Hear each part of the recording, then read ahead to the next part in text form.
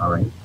Matt, why don't you take us through the a third recommendation that the committee had?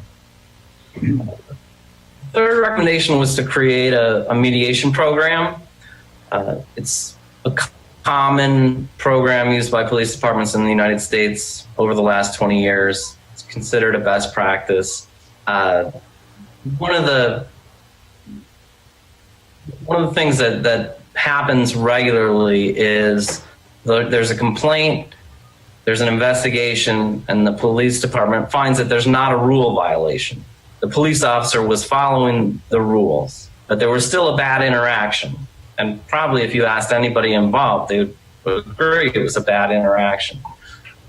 This mediation program is for those cases where police officers and citizens can, work out their differences person to person, explain, maybe apologize. The idea is to create more personal relationships in disputes, in conflict, as opposed to strictly rule violations. When the whole complaint process, you're only looking at whether the police officer violated the policy manual. There's times where they're following the policy, but the outcome is still not a good outcome. And the mediation program was an idea to address that.